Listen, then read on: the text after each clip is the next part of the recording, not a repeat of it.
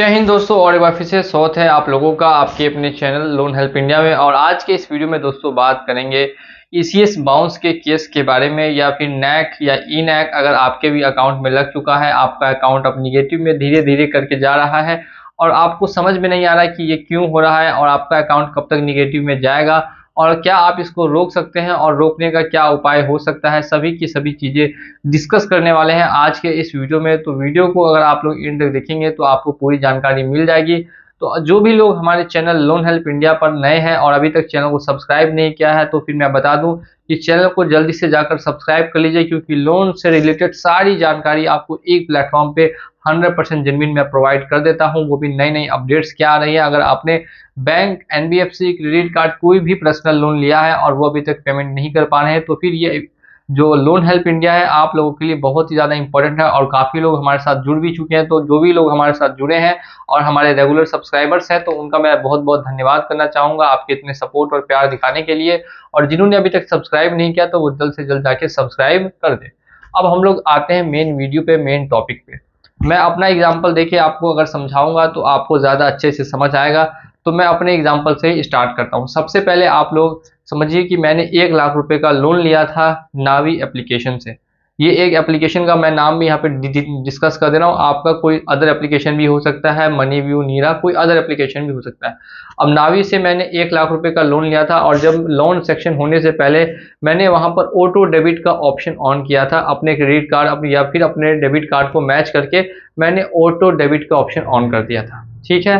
अब यहाँ पे ऑटो डेबिट का क्या मतलब है कि जब आपकी ड्यू डेट आएगी तो उस ड्यू डेट में ऑटोमेटिक आपका पैसा अकाउंट से काट लिया जाएगा, या फिर आप उससे पहले भी चाहे तो पेमेंट कर सकते हैं यूपीआई के थ्रू, लेकिन आपका ड्यू डेट पे पैसा अकाउंट से ऑटोमेटिकली काट लिया जाएगा। मेरी मान लीजिए कि ईएमआई 10,000 रुपये की बनी थी। अब 10,000 रुपये 2 महीने तक लगातार कटे, लेकिन तीसरे महीने मेरे अकाउंट में इतना पैसा नहीं है, मेरे अकाउंट में सिर्फ 6,000 है और कटने कितनी है 10,000। तो ऐसे में क्या होगा दोस्तों कि वहाँ पे वो बाउंस करेगा और मुझे कुछ चार्जेस पे करने पड़ेंगे 350 के आसपास, और साथ ही साथ में फाइन भी लगेगा। और नेक्स्ट टाइम फिर से दोस्तों ईसीएस बाउंस होगा कुछ दिनों के बाद, और ऐसा ईसीएस बाउंस लगातार चलता रहेगा और मुझे लगभग 3 से 4 बार फाइन पे करने पड़ेंगे अगर ऐसा रहेगा तो। अब अगर आपके अकाउंट में भी दोस्तों लो बैलेंस है तो फिर आप ध्यान रखिए कि उसको पूरा ही लो कर दीजिए। 6,000 रुपये है या 2,000 रुपये, तो उसको पूरा निकाल के पूरा लो कर दीजिए। अब मैंने 5,000 मेरे पास बचे या 4,000 बचे, मैंने सारे पैसे निकाल लिए। अब निकालने के बाद भी दोस्तों ईसीएस बाउंस होगा और आपको चार्जेस लगेंगे, लेकिन वो पैसा दोस्तों जाएगा माइनस में। तो अब मेरा जो अकाउंट है वो -3,000 हो चुका है, क्योंकि मैंने 3 महीने तक लगातार पेमेंट नहीं किया और 3 महीने तक इन लोगों ने लगातार ईसीएस बाउंस किया। अब मेरे अकाउंट का जो बैलेंस है वो ध्यान रखिएगा अभी कितना है, तो -3,000 रुपीज़ है। अब ऐसा तो दोस्तों हो रहा है मेरे साथ, तो क्या मैं इसको किसी भी तरीके से रोक सकता हूँ? क्या ऐसा कोई तरीका है जिससे इसको रोका जा सकता है? वो आप लोग दोस्तों ध्यान से सुनिए। तो मैं बता दूं, पहले इसको रोका जा सकता था। ये जो ऑटो डेबिट का ऑप्शन है या ईसीएस का ऑप्शन है, काफ़ी ऑप्शंस मिलते थे इंटरनेट बैंकिंग में, या बैंक में जाकर एक फॉर्म भरना पड़ता था या एप्लीकेशन लिखनी पड़ती थी, उसके जरिए रोका जा सकता था। लेकिन अभी भी दोस्तों अगर आप देखेंगे तो आप बैंक में अगर जाते हैं, बैंक में जाके एक एप्लीकेशन लिख के जमा करेंगे कि आपको ईसीएस को रोकना है। और कभी कभी होता है कि बैंक वाले एक्सेप्ट करते हैं रिक्वेस्ट, लेकिन ज़्यादातर क्या करते हैं कि आपको बोलते हैं एनओसी लेकर आने के लिए, यानी कि पहले आपका जो लोन चल रहा है उसका क्लियरेंस सर्टिफिकेट लेकर आइए, उसके बाद ही हम इसको रोकेंगे। ऐसे अदर तरीके से नहीं रोक सकते। तो मैं मेनली कहूँ तो जब तक आप लोन का पेमेंट नहीं करेंगे तब तक ईसीएस को रोक पाना काफ़ी ज़्यादा टफ है। और मैं बोलूँ तो अगर आपके बैंक में कोई सेटिंग नहीं है तो फिर आप ये नहीं कर पाएंगे। अब एक चीज़ और जो आप लोगों को दोस्तों जानना काफ़ी ज़्यादा इंपॉर्टेंट है, क्या बैंक बंद कर देने से सॉल्यूशन मिल जाएगा? तो देखिए दोस्तों, जनरली मैं ये बताऊंगा कि आप बैंक को बंद ना करें। अगर आप बैंक को बंद कर देंगे खुद से जाकर तो फिर यहाँ पे थोड़ी सी दिक्कत आपको दोस्तों आ सकती है, और वो दिक्कत ये है कि कंपनी क्लेम कर देगी कि आपने जानबूझ के बैंक को इसीलिए बंद किया क्योंकि आप उनके साथ फ्रॉड करना चाहते थे। तो यहाँ पे फ्रॉड का केस बन सकता है, इसीलिए आप डायरेक्टली बैंक को बंद नहीं करें। बैंक खुद आपका अकाउंट बंद करेगा, और वो बैंक आपका अकाउंट खुद कैसे बंद करेगा वो भी आप लोग दोस्तों ध्यान से सुनिए। अब मेरा 1 साल तक मैंने ड्यू रखा, मेरा पैसा -30,000 हो गया और मैंने बैंक में अपने कोई भी ट्रांजैक्शन नहीं किया। अब अगर मैं 1 साल, 2 साल, 3 साल बैंक में कोई भी ट्रांजैक्शन अगर नहीं करूँगा तो मेरा अकाउंट जो है वो ऑटोमेटिकली बैंक वाले क्लोज कर देंगे।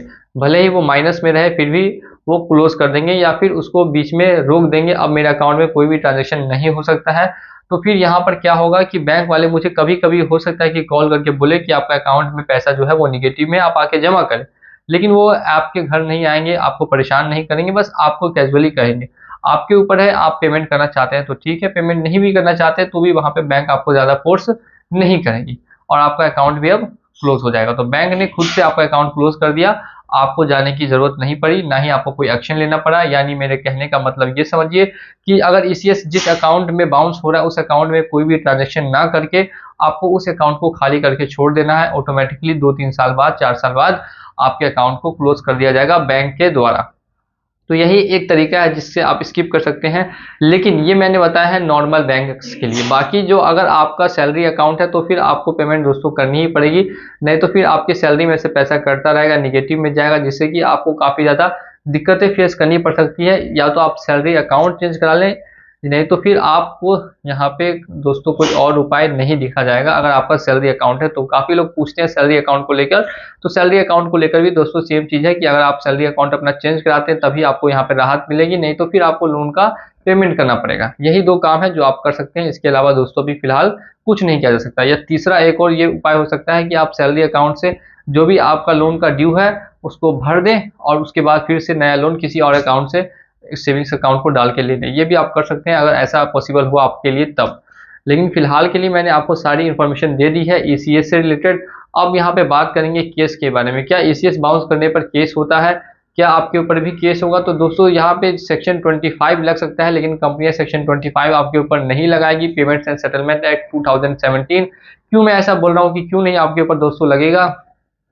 क्योंकि अगर वो ऐसा करते हैं और आपको कोर्ट में लेके आते हैं तो अगर आपका लोन का अमाउंट काफ़ी ज़्यादा है तो आपको 1 से 2 दिन में ही दोस्तों कोर्ट में बेल मिल जाएगी। आपको ज़्यादा तारीख पे जानी नहीं पड़ेगी, कोई भी लॉयर 2-4 हज़ार 5 हज़ार रुपये लेकर उसको पूरी तरीके से क्लोज करवा देगा। क्योंकि ये कोई बड़ा केस नहीं है दोस्तों, एनआईए एक्ट के तहत आता है और यहाँ पर काफ़ी आसानी से आपको इसमें बेल मिल जाती है। तो ऐसा कुछ भी आपके साथ नहीं होगा, ये मैं आपको गारंटी दे रहा हूँ। बस मैं जो आपको बता रहा हूँ उसको आप फॉलो करते रहिए, और अगर आपको ऐसी ही इन्फॉर्मेशन वाली वीडियोस चाहिए तो हमारे चैनल को सब्सक्राइब करके बेल आइकन को प्रेस कर दीजिए। तो चलिए चलता हूँ मैं आज के इस वीडियो में और आप लोगों से मिलूंगा अगले वीडियो में बहुत जल्द। जय हिंद।